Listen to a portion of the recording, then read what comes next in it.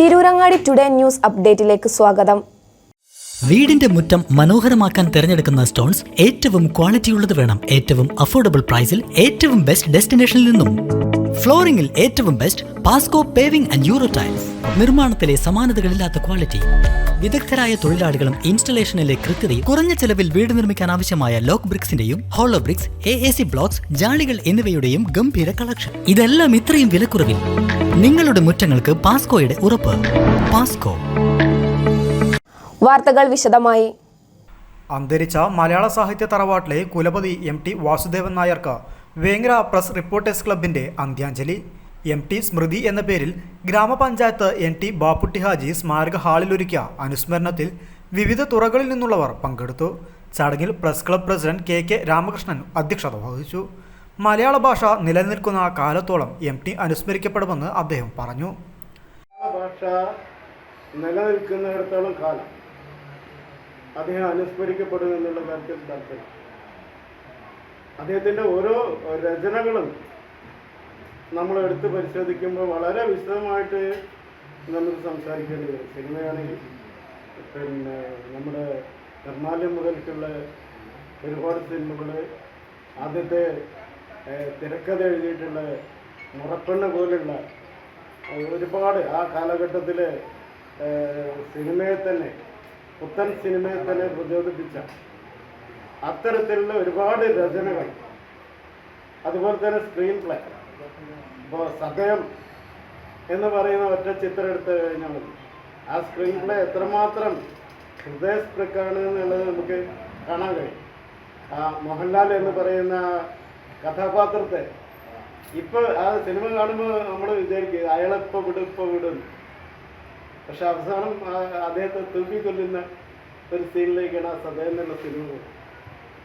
Library council taluk secretary KP Somanathan master, മണ്ഡലം league president PK Aslu, CPM area secretary KT Alavikutty, മണ്ഡലം കോൺഗ്രസ് ഭാരവാഹി MA Azeez, വ്യാപാരി വ്യവസായി ഏകോപന സമിതി unit secretary P Azeez Haji, കവി VN Haridasa, മാധ്യമപ്രവർത്തകരായ EK Zubair, PK Noufal എന്നിവർ സംസാരിച്ചു. യൂണിയനുമായി ബന്ധപ്പെട്ട് ഒരു മാഗസിൻ ഇറക്കിയപ്പോൾ അദ്ദേഹം കുഞ്ചമ്പറമ്പിൽ ഓഫീസിൽ ചെയർമാനായി ഇരിക്കുന്ന സമയമാണ് അദ്ദേഹത്തെ നേരിൽ കാണുകയും സാഹിത്യവുമായി ബന്ധപ്പെട്ടുകൊണ്ടൊരു അഭിമുഖം നടത്താൻ സാധിച്ചു എന്നുള്ളത് എനിക്ക് മനസ്സിലെപ്പോഴും ഓർമ്മയുണ്ട്. അതേപോലെ അദ്ദേഹത്തിൻ്റെ മറ്റൊരു പ്രത്യേകതയായി കാണുന്നത്, പലരും മരണത്തിന് ശേഷമായിരിക്കും സാഹിത്യകാരന്മാർ അവരറിയപ്പെടുന്നെങ്കിൽ MT ജീവിച്ചിരിക്കുമ്പോൾ തന്നെ അദ്ദേഹത്തിൻ്റെ സാഹിത്യ കൃതികളെക്കുറിച്ചും മറ്റും സമൂഹത്തിനിടയിൽ ചർച്ചയായിട്ടുണ്ട് എന്നുള്ളത് അദ്ദേഹത്തിൻ്റെ പ്രത്യേകതയായി കാണാം. അറിയാം, നമുക്കെല്ലാവർക്കും MT സാഹിത്യരംഗത്ത്, അതുപോലെ തന്നെ അദ്ദേഹം കഥകൾ എഴുതി, അദ്ദേഹം തന്നെ തിരക്കെഴുതി സംവിധാനം ചെയ്യാൻ തയ്യാറായ ഒരു സംവിധായകന് സിനിമാ രംഗത്തിനെ വളരെയധികം പ്രോത്സാഹിപ്പിച്ചു, പരിപോഷിപ്പിച്ചു. അതുപോലെ തന്നെ സാഹിത്യരംഗത്തെ പരിപോഷിപ്പിച്ചു. അതോടൊപ്പം ഈ സമൂഹത്തിനെ നേർപഥങ്ങളിൽ നയിക്കുന്നതിന് വേണ്ടി അദ്ദേഹം വളരെയധികം ശ്രമിച്ചു. അദ്ദേഹത്തിൻ്റെ സൃഷ്ടികളും രചനകളുമൊക്കെ ഈ രാജ്യത്തെ ജനങ്ങളെ, അല്ലെങ്കിൽ ഈ സംസ്ഥാനത്തെ ജനങ്ങളെ, അദ്ദേഹത്തിൻ്റെ കേൾവിക്കാരെ അല്ലെങ്കിൽ വായനക്കാരായ ജനങ്ങളെയും അതുപോലെ തന്നെ അദ്ദേഹത്തിൻ്റെ സിനിമകൾ കാണുന്ന ആളുകളെയും നന്മയിലൂടെ നയിക്കാൻ വേണ്ടിയാണ് അദ്ദേഹം ശ്രമിച്ചത്. പല നടന്മാരെയും സംഭാവന ചെയ്യാൻ വരെ അദ്ദേഹത്തിന് സാധിച്ചിട്ടുണ്ട്. മമ്മൂട്ടിയൊക്കെ എന്തൊക്കെ, മമ്മൂട്ടിയുടെ കാര്യങ്ങളൊക്കെ പറയുമ്പോൾ, മമ്മൂട്ടിയൊക്കെ അദ്ദേഹത്തിൻ്റെ സിനിമയിലാണ് ആദ്യമായിട്ട് വരുന്നത്. അന്ന് വക്കീലായിരുന്ന സമയത്ത് മഞ്ചേരിയിൽ നിന്ന് വക്കീൽ പണിയൊക്കെ നിർത്തി ആലുവയിലേക്ക് വക്കീൽ ഒരു ഓഫീസൊക്കെ തുറന്നു നോക്കുമ്പോഴാണ് MTയുടെ വിളി വരുന്നത്. കോഴിക്കോട്ട് നിന്ന് എൻ്റെ സിനിമയിലേക്ക് ഒരു ചാൻസ് ഉണ്ടെന്ന് പറഞ്ഞു വരികയും അങ്ങനെയാണ് അവിടെ നിന്നാണ് തുടക്കം കുറിക്കുന്നത്. അപ്പോൾ അതുപോലുള്ള അനേകം നടന്മാരെ കൊണ്ടുവരാനൊക്കെ ആ കഥകൾ കൊണ്ട് സാധിച്ചിട്ടുണ്ട് എന്നുള്ളതാണ്. സംവിധാനമായാലും അതിൻ്റെ കഥയായാലും ഒക്കെ എല്ലാം അത് വേണമല്ലോ. അപ്പോൾ ആ രീതിയിലുള്ള ഒരു സംഭാവന, പിന്നെ അതുപോലെ തന്നെ അനേകം പുരസ്കാരങ്ങളൊക്കെ നേടിയിട്ടുമുണ്ട്. ഒരാൾ നമ്മൾ വിട്ട് പിരിഞ്ഞ് പോകുമ്പോഴാണ് അദ്ദേഹത്തെപ്പറ്റി നമ്മൾ കൂടുതൽ ഓർക്കാറും അദ്ദേഹത്തിൻ്റെ സംഭാവനകളൊക്കെ നമ്മൾ ഓർക്കാറും അതൊക്കെ സ്മരിക്കാറുള്ളത്. ഇവിടെ പറയുമ്പോഴാണ് സിനിമ രചയിതാവ്, സിനിമ സംവിധായകൻ, സാമൂഹ്യ പ്രവർത്തകൻ, സാംസ്കാരിക പ്രവർത്തകൻ, അതുപോലെ തന്നെ നല്ലൊരു പത്രപ്രവർത്തകൻ, ഇങ്ങനെ വിവിധ രൂപത്തിലുള്ള പ്രതിഭകൾ തെളിയിച്ച ഒരു വ്യക്തിയാണ് MT. എം ടിയുടെ നോവലുകൾ 24-ാമത്തെ വയസ്സിലാണ് അദ്ദേഹത്തിൻ്റെ ആദ്യത്തെ നോവലായ നാലുകെട്ട് പ്രസിദ്ധീകരിക്കുന്നത്. നാലുകെട്ട് പ്രസിദ്ധീകരിച്ച് അടുത്ത വർഷം തന്നെ 1958 നാലുകെട്ട് പ്രസിദ്ധീകരിക്കുന്നത്. 59 കേരള സാഹിത്യ അക്കാദമി അവാർഡ് നാലുകെട്ട് കിട്ടിയിട്ടുണ്ട്. 5 ലക്ഷത്തോളം പതിപ്പുകളാണ്, 5 ലക്ഷത്തോളം പ്രതികളാണ് നാലുകെട്ടിൻ്റെ വിറ്റുപോയിട്ടുണ്ട്.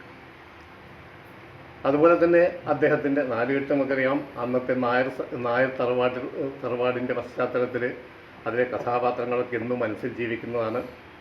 അദ്ദേഹത്തിൻ്റെ ജീവിതവുമായി വളരെ ബന്ധപ്പെട്ട കഥകളാണ്.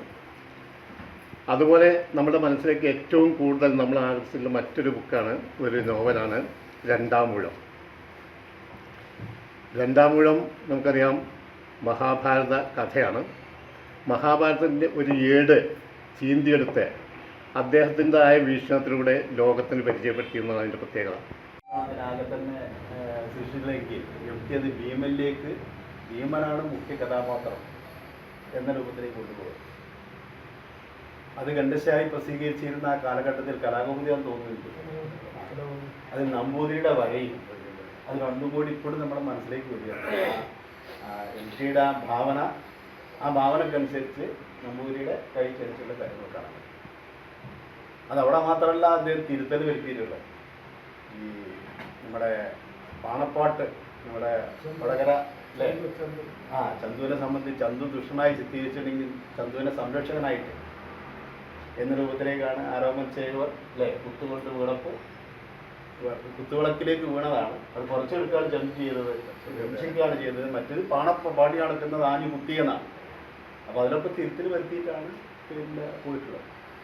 അതോടൊപ്പം തന്നെ മറ്റൊരു പ്രത്യേകത, അപ്പോൾ നമ്മുടെ ഈ കാലഘട്ടം എന്ന് പറയുമ്പോൾ നമ്മുടെ രാജ്യത്തെ സംബന്ധിച്ച് തന്നെ, നമ്മുടെ ഇന്ത്യ രാജ്യത്തെ സംബന്ധിച്ചിടത്തോളം ഇവിടുത്തെ ജാതിയും ഉപജാതികളെ സംബന്ധിച്ചപ്പോൾ ഒരു ഗവേഷകൻ ഒരു കണക്കെടുക്കാൻ ശ്രമിച്ചപ്പോൾ ഒരു 16,000 വരെ എത്തിയതിനു ശേഷം അദ്ദേഹം ഉപേക്ഷിച്ചു എന്നാണ് പറയുന്നത്.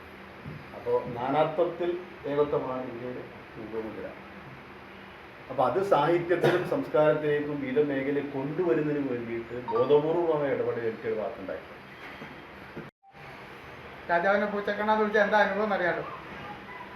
പക്ഷേ എഴുത്തുകാരൻ്റെ സ്വാതന്ത്ര്യം അന്നും പ്രബലമായിരുന്നുകൊണ്ട് രാജാവൊന്നും പറഞ്ഞില്ല. എന്നിട്ട് പറഞ്ഞു, നീ കൊട്ടാരത്തിലേക്ക് വരാൻ പറഞ്ഞു.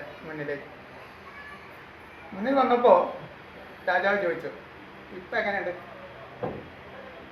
അവിടെ രക്ഷിക്കാൻ ഭാഷ മാത്രമേ ഉള്ളൂ. നമ്പ്യാർ പറഞ്ഞു, ചാക്യാർ പറഞ്ഞു, നമ്പ്യാരല്ല സോറി ചാക്യാർ, പൂച്ചയെ കണ്ട എലിയെ പോലെ ആയി. നമ്പ്യാരല്ല ചാക്യാരുടെ കാര്യം, പൂച്ചയെ കണ്ട എലിയെ പോലെ ആയി. എൻ്റെ ജീവിതം അങ്ങയുടെ കയ്യിലാണെന്നാണ്. ഞാനിത് ചെറുതായിട്ട് സൂചിപ്പിച്ചത്,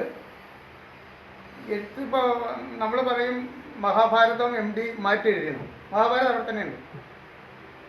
ഈ എം ഡി എഴുതിയത് അവിടെ തന്നെയാണ്, നമുക്ക് ആർക്കും മാറ്റാനാവില്ല. ഞാനിത് വായിക്കുമ്പോൾ എൻ്റെ മനസ്സിൽ പല ചിന്തയും വന്നിരുന്നു. ഞാനിതിലാരാ? ധർമ്മപുത്രനാണോ? ഭീമനാണോ? അർജുനനാണോ? പാഞ്ചാലിയാണോ? ഇങ്ങനെ നമ്മളെ കൊണ്ട് ചിന്തിപ്പിക്കുക. നമ്മുടെ കുടുംബത്തിലും നമ്മുടെ സമൂഹത്തിലും നമ്മുടെ വ്യക്തി ഉള്ളിലും കയറി കിടന്ന് ഓരോ പ്രശ്നം ഉണ്ടാക്കുക. എന്നിട്ട് അദ്ദേഹം ഇങ്ങനെ വീട്ടിൽ പോയിരുന്ന് വൈകുന്നേരം ഇങ്ങനെ ഇരിക്കുക. അതാണ് എല്ലാ എഴുത്തുകാരുടെയും പണി. ഇത് ഇപ്പോൾ എന്നോട് പറയും, എൻ്റെ വീട്ടിൽ വന്നിട്ട് എനിക്ക് പറയാൻ പറ്റുള്ളൂ, നീ എന്തൊരു തരാം നിൻ്റെ അനിയന്മാരുടെ കാണിച്ച്, നീ അവനെ ഒരു വാക്കാക്കിയിട്ട് നീ എല്ലാം അടിച്ച് മാറ്റിയില്ലേ എന്ന് എന്നോട് ചോദിക്കാൻ പറ്റൂല. പറ്റുമോ? അപ്പോൾ എം ഡി ഇതുപോലെ സമാധാനത്തോടെ മരിക്കില്ല. അപ്പോൾ എല്ലാ എഴുത്തുകാരും ഇതുപോലെ സമാധാനത്തോടെ മരിക്കാൻ വേണ്ടി ഉപയോഗിച്ചിരിക്കുന്ന ഓരോ സൂത്രമാണ് എൻ്റെ വീട്ടിലുണ്ടാവും ഒരു ഭീമൻ. നമ്മുടെ ഓരോരുത്തരുടെയും വീട്ടിലുണ്ടാവും ഒരു ഭീമൻ. നമ്മുടെ എല്ലാ രാഷ്ട്രീയ പാർട്ടിയിലും ഉണ്ടാവും ഓരോ ഭീമന്മാർ. ഒന്നിനും കൂടുതലൊരു പക്ഷേ നമ്മുടെ സമൂഹത്തിലുണ്ടാവും, നമ്മുടെ സംഘടനയിലുണ്ടാവും. ഒത്തിരി ഭീമന്മാർ വിയർപ്പൊഴുക്കിയിട്ടാണ് നമ്മുടെ സമൂഹം ഇതുപോലെ നിലനിൽക്കുന്നത്. അല്ലേ? അകാലത്തിൽ പൊഴിഞ്ഞത് കൊണ്ടാണ്. ഇത് പറയാനാണ് എം ഡി ഉദ്ദേശിച്ചത്. പക്ഷെ അതേപടി പറഞ്ഞില്ല. ഞാൻ പോയി കഴിഞ്ഞ് ഏതെങ്കിലും കാലത്ത് വിവരമുള്ള ആരെങ്കിലും എപ്പോഴെങ്കിലും ഇരുന്ന് വായിച്ച് മനസ്സിലാക്കട്ടെ എന്ന് വിചാരിച്ചിട്ടുണ്ടാവും. എസ് കെ പൊറ്റേക്കാട്, തിക്കോടിയൻ, ഇതുപോലെ ഒരുപാട് എഴുത്തുകാരുടെ ഇടയിലാണ് എം ടി ഒന്ന് ജീവിച്ചത്. പക്ഷെ അവരിൽ നിന്നൊക്കെ വേറിട്ട ഒരു വ്യക്തിത്വമായിട്ടാണ് MTയുടെ നിലപാടുണ്ടായിരുന്നത്. MT ശരിക്കും ഒരു രാഷ്ട്രീയക്കാരനായിരുന്നു. സജീവ രാഷ്ട്രീയക്കാരനല്ലെങ്കിലും ഒരു പാർട്ടിയുടെ ആളല്ലെങ്കിലും എല്ലാ രാഷ്ട്രീയപ്പോൾ നമുക്ക് തോന്നും അയാൾ ചിലപ്പോൾ തോന്നും അയാൾ വേറൊരു പാർട്ടിയാണ്, പിന്നെ തോന്നും മറ്റൊരു പാർട്ടിയാണ്. അയാളെ പറ്റി ആർക്കും ഒരു പിടുത്തം കിട്ടിയില്ല. കണ്ട കാര്യങ്ങൾ അദ്ദേഹം സംസാരിച്ചില്ലെങ്കിലും അത് എഴുത്തിലൂടെ അദ്ദേഹം അവതരിപ്പിച്ചിട്ടുണ്ട്. ഞാനൊക്കെ സിനിമ തുടങ്ങി അന്ന് മുതൽ തന്നെ MTയുടെ സിനിമയാണ് ആദ്യം തന്നെ കണ്ടു തുടങ്ങിയത്. അതായത് ഞാൻ ജനിക്കുന്നതിന് മുമ്പാണ് അദ്ദേഹത്തിൻ്റെ ആദ്യത്തെ നോവൽ തന്നെ വന്നിട്ടുള്ളത്. അതിനുശേഷം ഒരുപാട് നല്ല നല്ല കലാമൂല്യങ്ങളുള്ള ജനങ്ങൾക്ക് മനസ്സിലാക്കാൻ പറ്റിയ ഒരുപാട് സിനിമകൾ അദ്ദേഹത്തിൽ നിന്ന് ഇറങ്ങി, ഒരുപാട് പ്രസിദ്ധീകരണങ്ങളും. Press club secretary KT Amanulla സ്വാഗതവും ട്രഷറർ T മൊയ്തീൻകുട്ടി നന്ദിയും പറഞ്ഞു. News bureau, Vengara.